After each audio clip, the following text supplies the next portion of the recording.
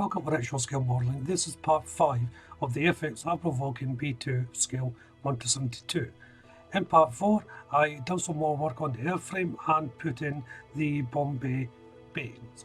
In part 5 I'm going to be concentrating on the engines, but before that I'll be placing in the landing gear bays. So let's look into this. To begin with, I'm painting the bays themselves, and these are getting painted in Umbro 130 satin white. For the raised areas, it's Umbro 87 steel grey, and that's all the little panels and so forth. There is a couple of little canister fire extinguisher things, and these are painted in Umbro 60 scarlet. Next I'm using Tamiya's Weathering Master Series B, and I'm using the suit component here to highlight all the connecting pipes. Once it was all painted and dry, it's time to put them together. Now there's 3 units that you have to make up in total, one for each wheel assembly, and they're just a simple box shape that you put together. So the force size and the roof. The contact points are well defined and easy to match up. You can either build them outside like the way I'm doing, or the instructions suggest building them inside the actual roof component or the floor component, depending how you look at it. Either way works well. And once they're all made up and ready, it's just a simple case of playing them over the location points where the landing gear goes. They should all fit in fairly straightforward. You may find it difficult if your box is slightly off, so just check that before you place these in. The rear landing bays are the same with one exception, and that would be the one with the airframe in it, because I don't want to submit this to the actual wing, because I won't be using the wing. I'm having to be careful where I'm attaching this to. There is room on the diagonal airframe part for the unit to be attached to, as well as the struts that I put in as well. I will be putting more struts in here, but for now I'm just getting the positioning sorted out. So now it's in position, I'm just placing more struts in. This will also help support the capsule for the landing gear bay. Going on to the air intakes, and the insides are getting painted in Umbro 165 medium sea grey. This is going to be the main colour of the Vulcan, so it's the camouflage version of the Vulcan I am doing. And the other colour is 163 dark green, so it's the grey and green camo version that I'm working on. It's advisable to paint these before you assemble them. There's also the covers that you can put in, and I'm painting these in 60 scarlet. Now I'm not actually going to be using these in the end, but I thought I'd paint them just in case I was going to be using them. To assemble them, first of all you have to put the air divider in, and that just fits in the front of the vein that goes down the centre of the air intake. And then it's the rotor blades that go on next, before closing up the whole unit. Now I'm only building one up for this build. The other one is only going to be a half built.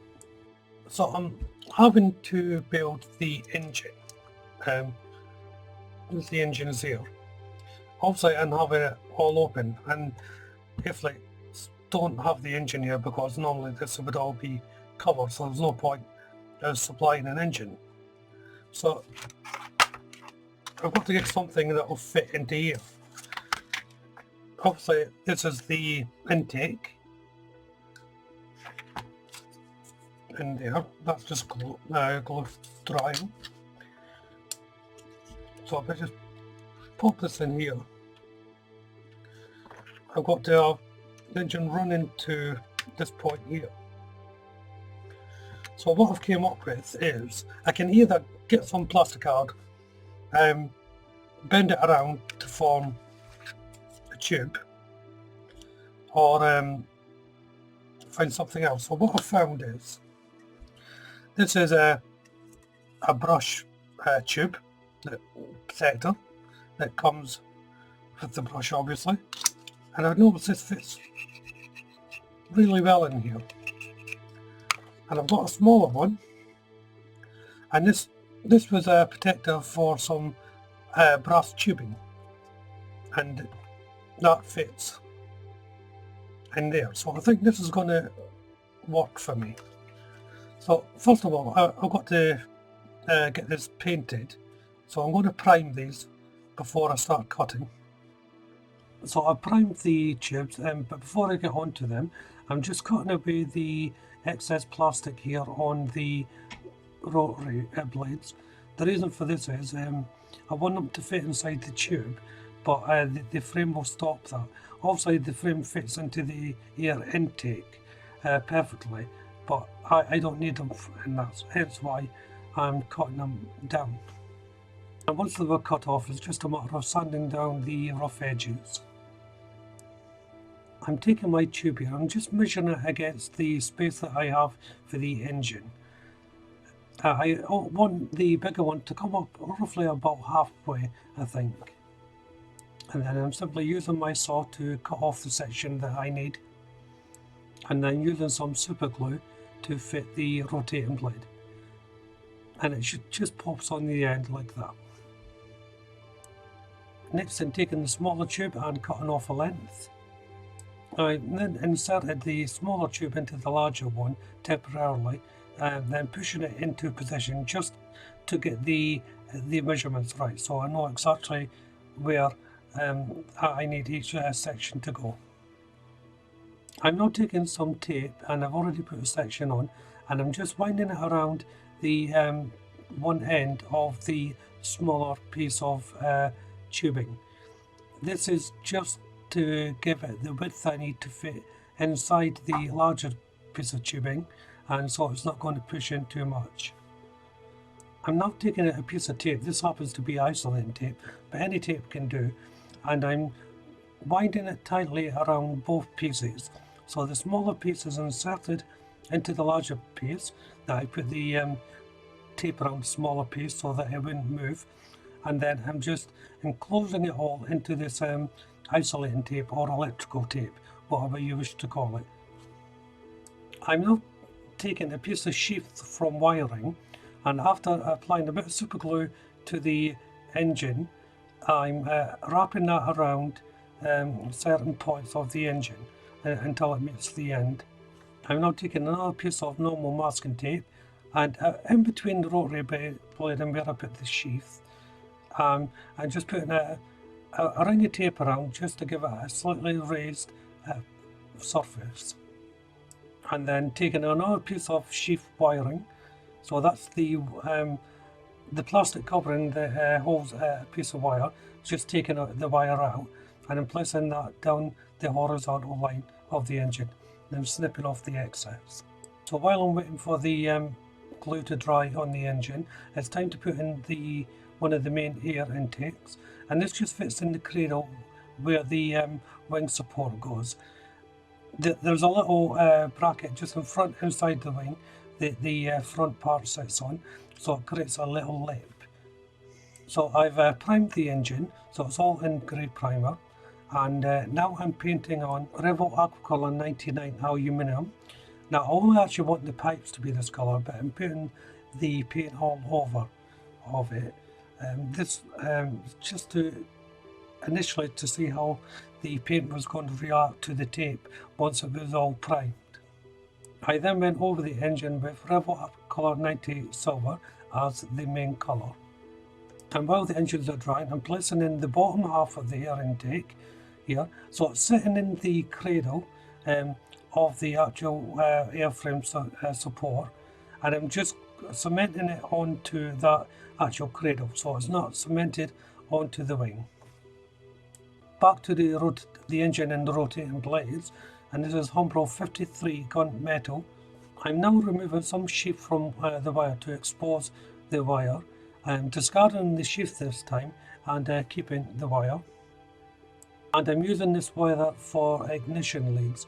So what I'm measuring it from is from the sheath that I've ran around the outer part of the engine, and then just bending it over onto the rotor blade, and then I'll secure it with a bit of super glue, and I'll do this all the way around the rotor blade, so each one has its own ignition lead. Now I know this isn't how the engine actually looks for a Vulcan.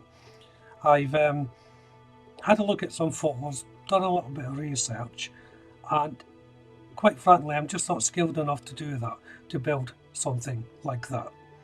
So I thought I'd either have to leave the engine off entirely or have a go at building an engine. So this is my solution. So I know it's not 100% accurate, but it still shows you where an engine should be, I suppose. So if I just do a close-up of the actual ignition leads there, as you can see I've got most of them on now. So I'm just placing the last one on. It is quite fiddly what to do this, even at this scale. So you are going to need some decent tweezers and steady hands to do it. But it is worth the effort of doing it, because it does bring an engine to life as such. So all that's left to do now is place the engine into position. So I'm securing it with a little bit of super glue, and I'm just pushing it in position. It is quite tight, but that's the nature of it, I suppose. So the first half goes in, lifting up the struts as I go along just to get it in there, and I'm securing it with some super glue. So just initially a bit at the end to butt against the actual main frame of the airframe. This is the part that was supplied with the kit, and the struts that I put in, I'm just lifting them up to put a little bit of super glue underneath to lie on the actual engine itself. So before I go on to the next part, I'm just checking for alignment, making sure everything matches up. So I'll bring part 5 to an end here. I think it's a good place to end this part.